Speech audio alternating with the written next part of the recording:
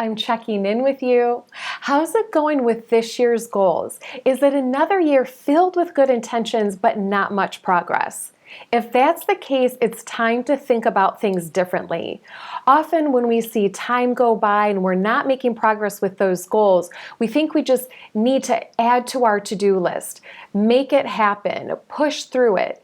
And that's really not going to help us move forward. Instead of thinking about the action that we need to take, we need to think about the barrier that's keeping us from taking the action.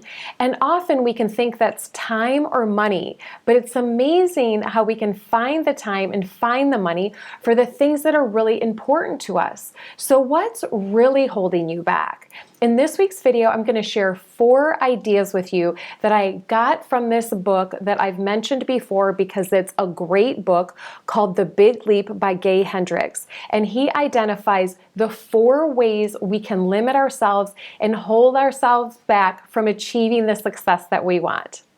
As I share these 4 obstacles with you, really listen to these. Reflect on your behavior patterns. Reflect on the relationships with your family and really see what might be holding you back. The first obstacle is feeling fundamentally flawed in some way, which sounds really heavy and big. But think about it. Do you feel fundamentally broken in some way, or bad, or flawed? So how can you be happy when you've got this broken part of you? How can you have that level of success when there's this piece of you that's bad and you're carrying that belief around with you? That's number 1. Number 2 is huge, and that is fearing disloyalty or abandonment. So if you envision achieving your goals and the level of success and potential that you have in your mind and in your heart, who will you be leaving behind? What family rule might you be breaking? How are you being disloyal to your family if you achieve this level of success? Do people have expectations of you that are different than what you have for yourself? Will you end up by yourself if you achieve this vision? Think about how disloyalty and abandonment might be coming into play and keeping you subconsciously resistant to achieving that wonderful vision that you have for yourself.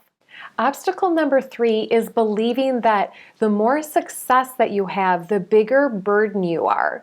And it was interesting, the author Gay Hendricks shared a story about himself in the book, where when he was born, he got these really mixed messages. One of being someone to celebrate and also someone who was a burden. So as he wrote his book and was achieving more visibility and success, he thought he might be more of a burden. Is that you? That's number 3. Obstacle number 4 is the crime of outshining others. Do you believe, even subconsciously, that if you achieve this vision that you have for yourself, that you achieve this success, that you might make others feel or look bad? Your father, your mother, a sibling. It's easier to stay small, stay where you are, because then you don't make anybody feel or look bad. Is that you? Which of the obstacles resonated with you? And it might be more than one. For me, I connected with number 2 and number 4.